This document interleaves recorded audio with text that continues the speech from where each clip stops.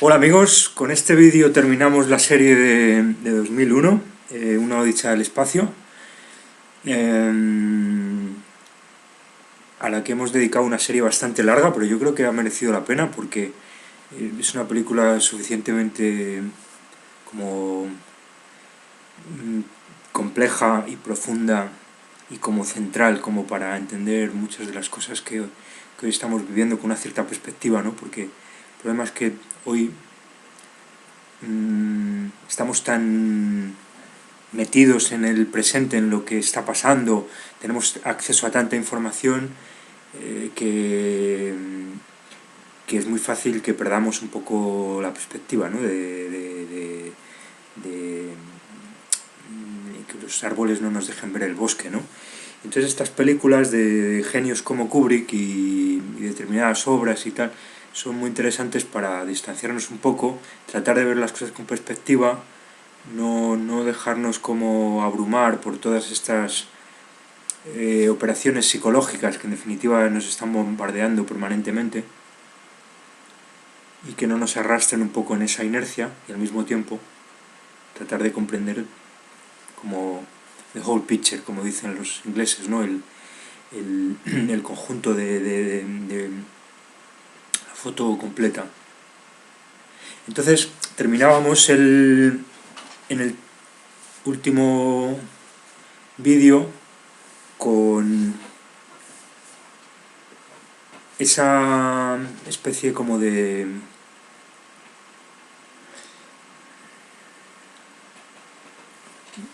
hierogamia, esa violencia infligida a la fertilidad de la Zoe, diría yo, ¿no? En última instancia, ¿no?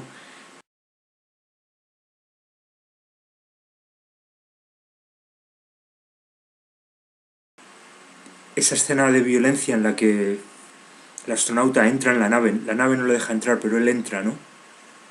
Esos mecanismos convertidos en manos mecánicas, abriendo esa vagina tecnológica, metiéndose en ese útero.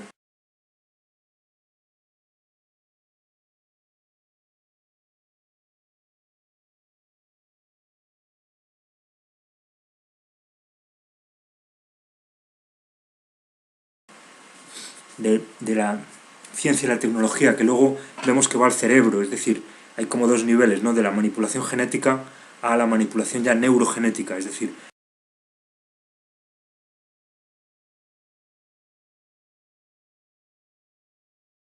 como hoy el sistema básicamente lo que están haciendo en buena medida de manera encubierta, según algunos con nanopartículas que nos están ya metiendo en el cuerpo de manera encubierta a través de chemtrails, etc., manipularnos el ADN, ¿no? Otros dicen,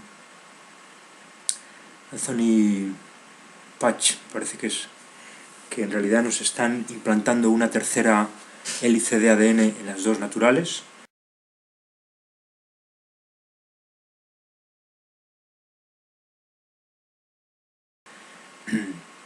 Todas esas enfermedades raras que estamos viendo, yo creo que son reacciones a un proyecto muy perverso de transformación genética que al mismo tiempo tiene que ver con que está ya súper integrado en toda la industria, todo lo que comemos, todo lo que bebemos, todos los chemtrails, como nos están subiendo todos los niveles de metales para que seamos menos, como nos están desconectando de lo natural para que nos estemos conectados a esas redes electromagnéticas. Y finalmente la idea va a ser cómo codificar nuestro ADN para que nos controlen desde el ADN, es decir, que entre el código digital, informático, inalámbrico y el ADN haya como una conexión directa, de manera que nos estén permanentemente controlando desde nuestro interior más profundo, que es el ADN. Entonces yo creo que Kubrick también nos está diciendo algo de esto, ¿no? Esta idea de que primero entra en ese útero y luego en ese cerebro, esa inteligencia artificial, parece como que mata a la máquina, pero en realidad lo que está matando es la memoria lógica. Es decir, sería como una primera generación de computadores, pero la otra es de alguna manera una inteligencia artificial que ya nos ha devorado, en la que ya estamos metidos, o en la que estamos ya casi metidos, ¿no? Ya los, los, los, los, los pocos que todavía somos capaces con muchas dificultades, de emitir algún tipo de pensamiento verdaderamente crítico con el sistema, ¿no? Estamos en nuestras últimas, ¿no? Ya nos está engullendo la inteligencia artificial y cada vez somos menos los individuos los que pensamos y es más esa inteligencia la que nos piensa, ¿no? Es decir, ese gran cerebro del que nosotros somos ya órganos, ¿no?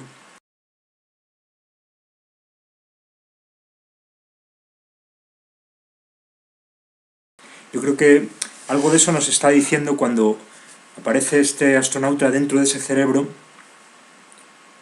y de alguna manera mata al cerebro lógico, mata a los años solares, los 19 años solares, pero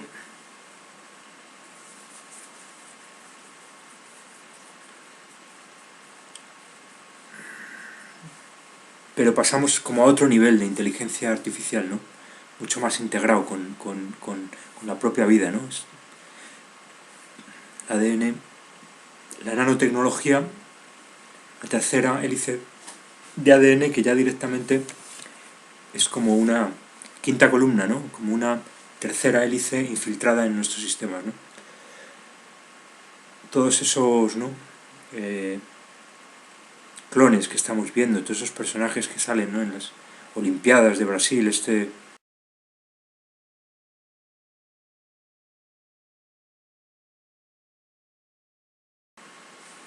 personajes que salieron, que según algunos son ya seres artificiales, híbridos, creados en bases, ¿no? Que nos lo están dejando así ver, ¿no? Como para que nos vayamos acostumbrando, ¿no?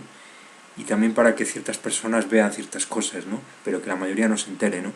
Y que poco a poco nos van a ir como cada vez más literalmente conquistando, ¿no? Y arrinconando a los demás, ¿no? Casi de una manera como muy progresiva, ¿no? Entonces yo creo que el episodio final de la película es una especie como de síntesis de todo esto, contado como en otro lenguaje, ¿no? Sería una especie como de epílogo, ¿no? Después de este episodio que vimos, eh, la nave llega a Júpiter.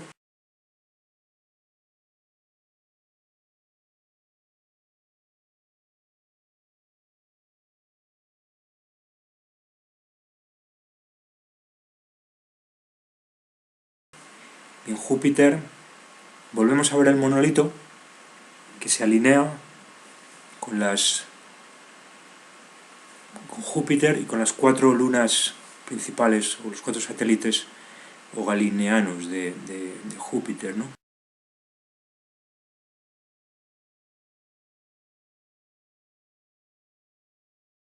Aquí curiosamente el monolito ya está en horizontal, ¿no? Ese doble juego que hemos visto entre el vertical, fálico, el horizontal vaginal, ¿no? Y entonces se alinean Júpiter, los 4 satélites, el monolito y esa cápsula también redonda, que aquí vemos qué importante era, eso que ya hemos ido mostrando, de que hay como afinidades formales entre las distintas cosas, ¿no? Entre las naves, entre los astros, de manera que hay una alineación, el monolito está girando,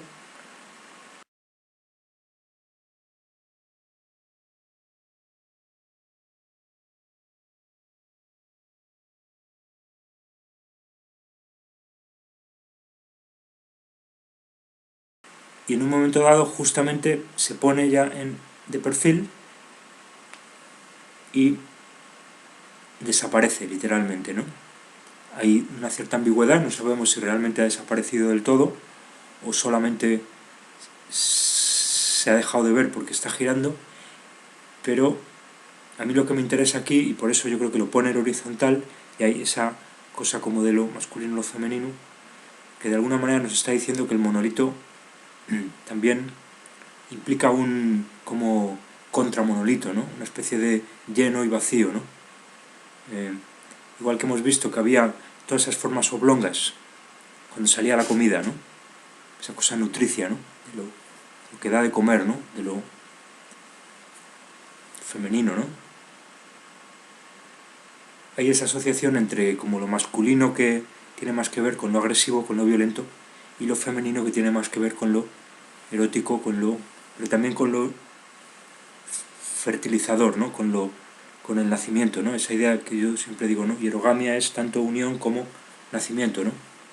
Por eso, y Kubrick nos lo va mostrando a lo largo de todo el film, ¿no? Esa ambigüedad de lo horizontal, lo vertical. Por lo tanto, aquí el monolito yo creo que tiene que ver con eso, con esa desaparición del monolito, pero que en realidad es un vacío que complementa el lleno, ¿no? Y entonces vemos cómo ahí se produce otra sitigia, digamos como de otro nivel, ¿no? Yo creo que frente a las sitigias que hemos visto antes, que eran de tipo como de 3 elementos, siempre de 3 elementos, insistimos, de distinto tipo, esto es muy importante, ¿no? Porque implica esa especie como de conjunción de los opuestos, conjunción de distintos órdenes de realidad. Aquí nos está diciendo, yo creo, Kubrick, que de alguna manera a otros órdenes rige la misma ley, rige la misma mecánica hierogámico-sacrificial, ¿vale? Por eso en el fondo da igual que lo interpretemos en clave, como decíamos el primer día, que lo interpretemos en clave como existe inteligencia artificial, existen extraterrestres, nos están modificando, nos están manipulando, o no, porque en el fondo la mecánica es la misma, ¿no? Y mientras conozcamos la mecánica, de alguna manera que participen unos u otros, no sé si me explico, ¿no? Es mi particular enfoque, ¿no? Que a mí me parece más interesante porque de alguna manera es más aprehensible y dependemos menos de los mecanismos en definitiva, de míticos, porque siempre hay que remitir a algo, ¿no?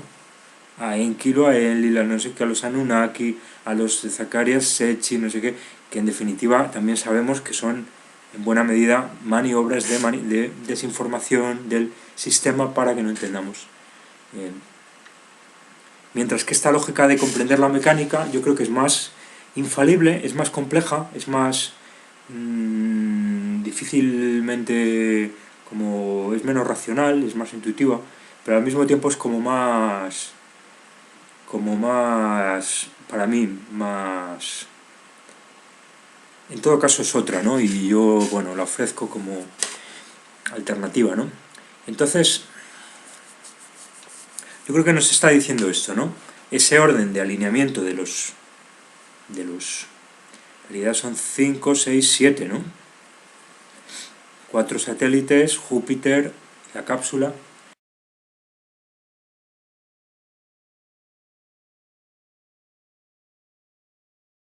No importa, el caso es que ahí se vuelve a producir una sitigia y entonces este astronauta entra en ese viaje en el tiempo, ¿no? Que podemos interpretar pues quizás como que el propio universo también funciona según esta lógica vorticial, donde hay determinados vórtices destructivos que se tragan la materia, ¿no? Agujeros negros, agujeros de gusano, que a su vez dan como nacimiento a otros astros, ¿no?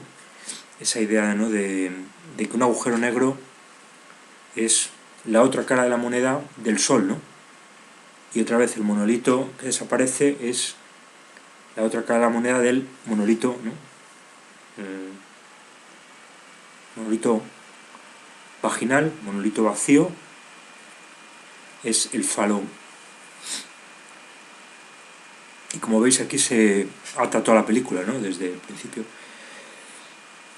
Entonces este astronauta entra en ese viaje. Yo creo que nos está diciendo eso y también nos está diciendo de nuevo el MK Ultra, ¿no? Los mecanismos de control mental,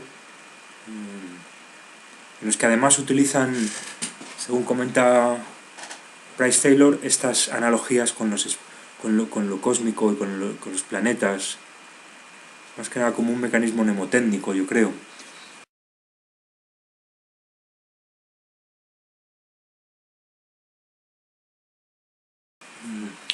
Entonces, hay toda una serie de alusiones al MK Ultra muy, muy evidentes, ¿no? Las caras de sufrimiento del astronauta, ¿no?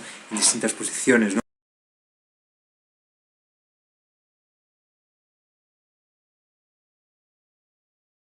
El trauma, el ruido, las imágenes disociadas, además se ven como dos campos disociados, ¿no? Toda esta disociación que hacen con los dos ojos, ¿no?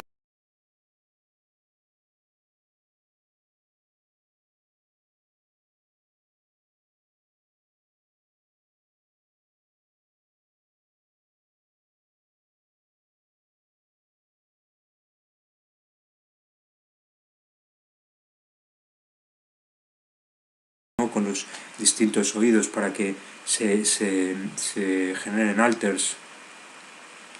Y finalmente llega a ese famoso episodio final en el que estamos en una arquitectura como neoclásica, donde aparece el astronauta envejecido.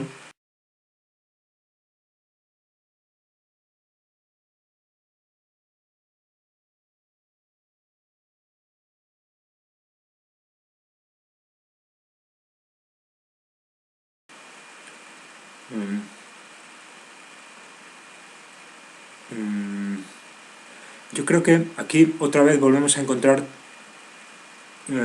sin duda, el ciclo metónico. Yo creo que hay que optar por el ciclo metónico, ¿no? Podría ser también el ciclo de Saros, podría ser el ciclo 18, ¿no? Pero yo creo que, si nos fijamos, si, como dijimos, al final de la otra parte, cuando desconecta la memoria lógica de HAL, son 19 pastillas, ¿no? Que son, hemos visto ya, pastillas solares, ¿no? Otra vez se parecen al monolito, ¿no? Esas pastillas fálicas, ¿no?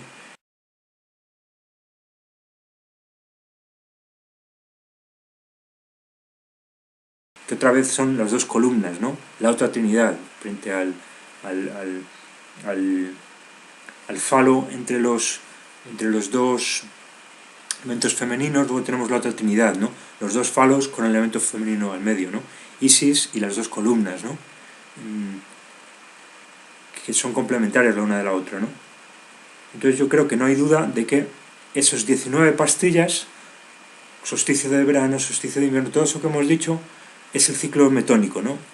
Que realmente es el tema de la película, todas estas efigias que se repiten, todos los ciclos, cómo se incorporan unos y otros. Por lo tanto, tiene mucha lógica, o sea, yo creo que es muy posible que esos distintos personajes que aparecen al final de la película realmente sea él mismo 19 años después, ¿no? Es decir, él nos está hablando de estos rituales que se hacían, de esto hemos hablado ya, ¿no? En alguna ocasión hablando de Diana de Gales y de Diana Kerr, pero yo creo que él nos está hablando de estos rituales de regicidio, de hierogamia, de concepción, de nacimiento, de estos ciclos de 19, y al mismo tiempo nos está diciendo lo que ya hemos dicho en otros episodios, es decir, nos está confirmando esa interpretación, que es que los mecanismos de control mental, los programas de control mental modernos, serían una especie de versión condensada de esa ritualística y de esa mecánica hierogámico-sacrificial, donde de alguna manera está todo, termina estando todo implícito en el individuo, ¿no? Es decir, esa religión del individuo, que en definitiva es lo que hoy padecemos, esa divinización del individuo, ¿no? Ese proceso de separación del individuo del bios, de la zoe, ahí encuentra su expresión más clara, porque vemos un hombre solo que al mismo tiempo cada 19 años va cambiando, y vemos que en esos 19 años, que justamente es donde se coordinaba el bios con la zoe en las sociedades tradicionales, donde se producía el salto generacional, por lo tanto la unión, el matrimonio, los hijos, o a nivel más profano o a nivel más sagrado, las hierogamias, los regicidios, los nacimientos divinos, etc. Que eso, ahora, en este mundo transhumano en el que nos introducimos, pasa a estar inscrito en un individuo, en el individuo.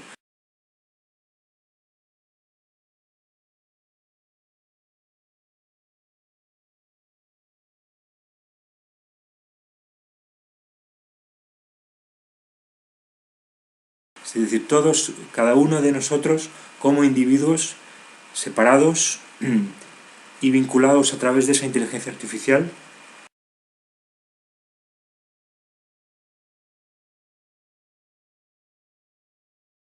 de alguna manera encarnaríamos como esas tres dimensiones, ¿no? Que en definitiva son las dimensiones tónica, urania, que son los gemelos del mismo sexo, y por otro lado lo masculino y lo femenino, ¿no? Los gemelos del sexo contrario, ¿no? De ahí que en el 19, en la carta del 19 del tarot, de nuevo 19, ciclo metónico, aparecen los gemelos, ¿no?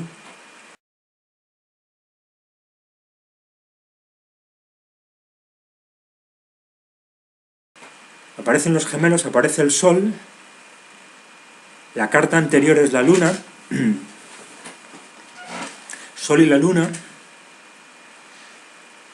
De alguna manera Kubrick nos está contando todo esto en un montaje, en un montaje de la carta 19 y todo esto que cuenta Kubrick, creo que hay una relación muy estrecha entre la Cifigia y los gemelos.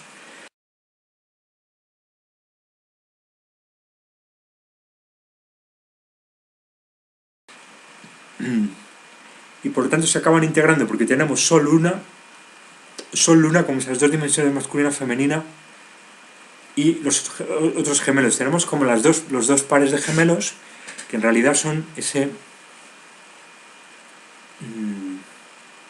esos cuatro elementos de la penta egipcia, Neftis, Isis, Set, Osiris, que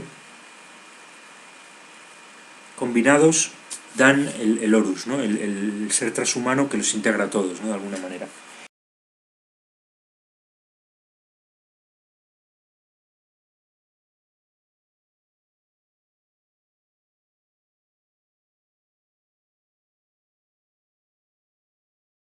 Que por cierto es la pirámide Illuminati, ¿no? Es decir, y es el ojo que tiene mucha presencia en la película, ¿no? Quizás no lo hemos dicho de manera tan explícita, pero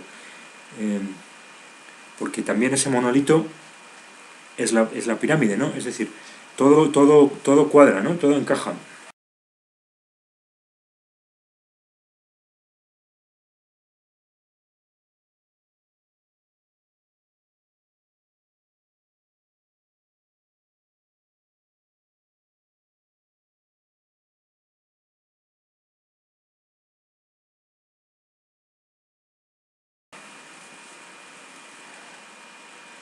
Y yo creo que todo esto que yo digo, de alguna manera se puede casi demostrar, ¿no? Se puede confirmar, porque si nos fijamos, más o menos hay 19 años entre estos distintos personajes del episodio final, que yo creo que en realidad son alters.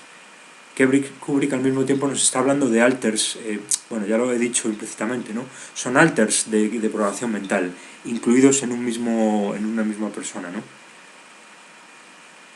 Y aunque aparece ese hombre, si nos fijamos, aparece sistemáticamente en el contexto de parejas, ¿no? En los cuadros se ven parejas, en escenas campestres tenemos siempre el verde.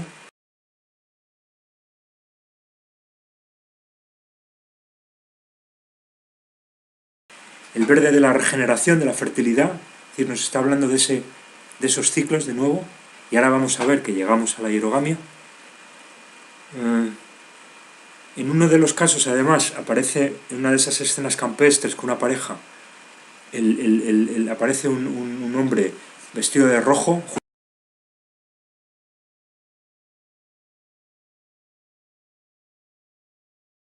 justamente en el árbol, que parece que se está subiendo al árbol, que se está cogiendo algo del árbol, ¿no?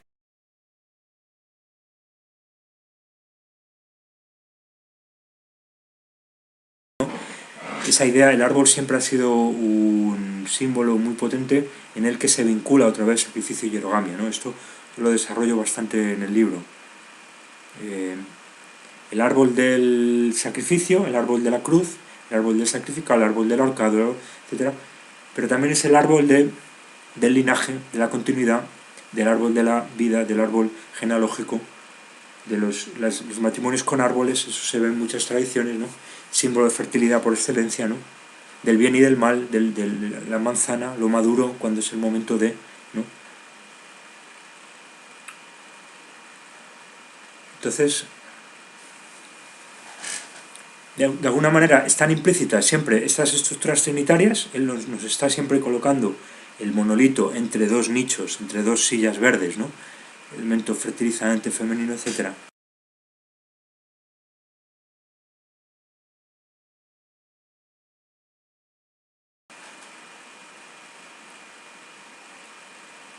Esto confirmaría lo que yo estoy diciendo, ¿no? Que en realidad siempre están implícitas esas estructuras trinitarias en el individuo transhumano, ¿no?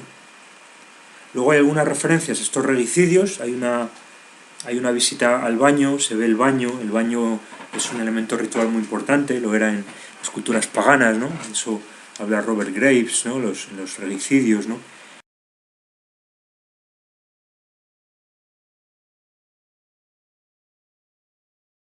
El sacrificio en la bañera. Y luego en otra escena vemos como este rey, ¿no? Que va a ser sacrificado, o que está siendo sacrificado cada 19 años, ¿no? Que es al mismo tiempo rey entrante y rey saliente. Es decir, los dos gemelos que habíamos visto, los dos astronautas, rey saliente, rey entrante, son estos alters, ¿no? Que van saltando uno a otro cada 19 años, ¿no? Edad de la generación humana, que coincide con generación solar y con es decir, con ciclo lunar y ciclo solar, ¿no? Entonces, todo esto nos lo va diciendo Kubrick con mucha sutileza, con símbolos muy crípticos, ¿no? que apenas se entienden. Está comiendo, ¿no? Es un sacrificio, antropofagia.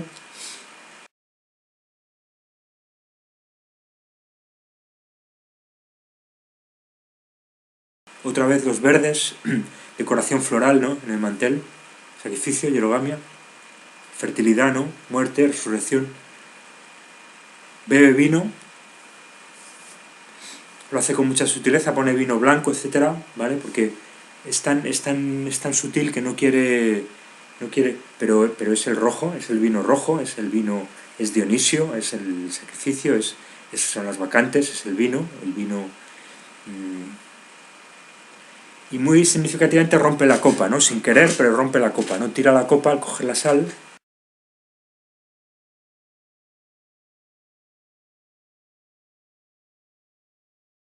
Otro elemento sacrificial. Y rompe la copa, ¿no? Otra vez esa violencia de la copa, del cáliz, del útero, ¿no? De rituales satánicos, ¿no? El grial, se agacha y entonces ve al último de los alters que ya está en la cama.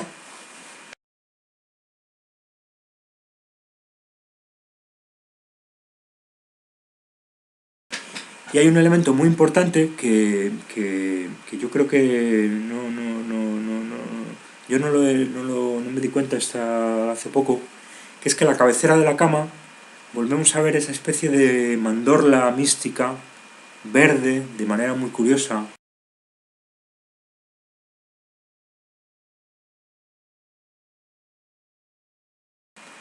O sea, de manera muy evidente, ¿no? Todo lo que hemos dicho del verde. Se me olvidó decir que en el episodio anterior, cuando retorna el astronauta de esa especie como de cesárea invertida, ¿no? Se pone un casco verde, ¿no? Sobre el rojo, ¿no?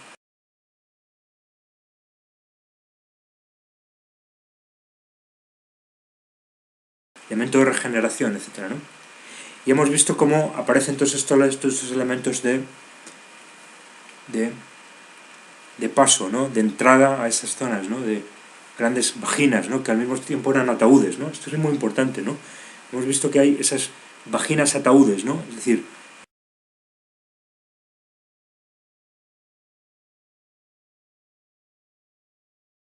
nacimiento, muerte, ¿no? Y aquí está muy claro, ¿no? Porque ese viejo muere frente a esa vagina mística toda esa simbología de la tierra que acoge al sacrificado, ¿no? La tierra, la madre tierra, pero al mismo tiempo que lo vuelve a dar vida, ¿no? Entonces, aquí está muy claro cómo esa trinidad masculina, femenina, masculina tiene ese sentido de que es al mismo tiempo esposa y madre, ¿no?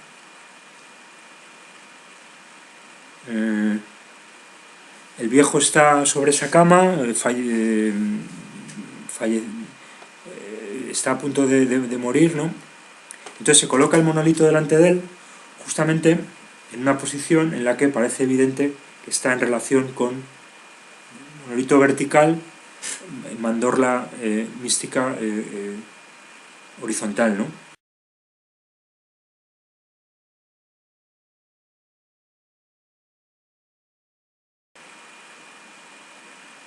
Se confirma todo lo que venimos diciendo de que el monolito es ese elemento fálico pero ritual que sacrifica al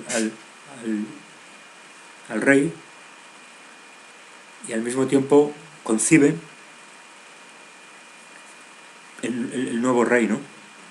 Entonces, otra vez, rey saliente, rey entrante, y acto seguido vemos el niño Horus en la cama, ¿no?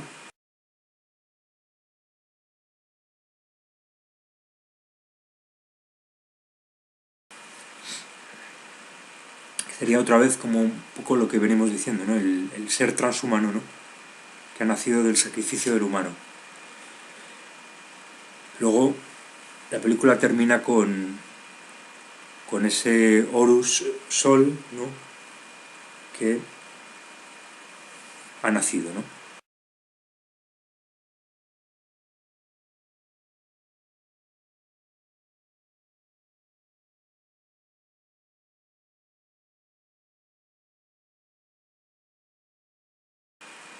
Que al mismo tiempo refuerza la interpretación de que aquel viaje era el mismo proceso a nivel cósmico, ¿no?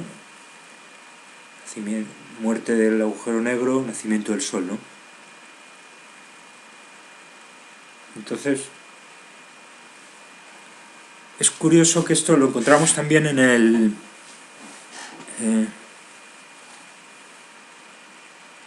la procesión que hacen los legionarios españoles el jueves de la Semana Santa en Málaga, que desfilan con una cruz frente a un estandarte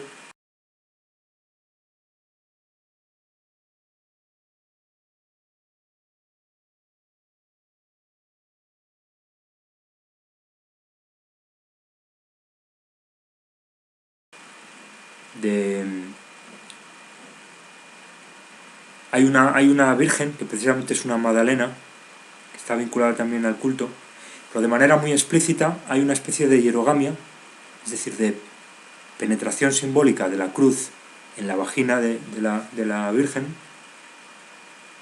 y de nuevo hay toda esta idea de muerte y resurrección, ¿no? Muerte y renacimiento, ¿no? Entonces, yo no sé si Kubrick se inspiró realmente en esto, pero hay realmente muchas afinidades, ¿no?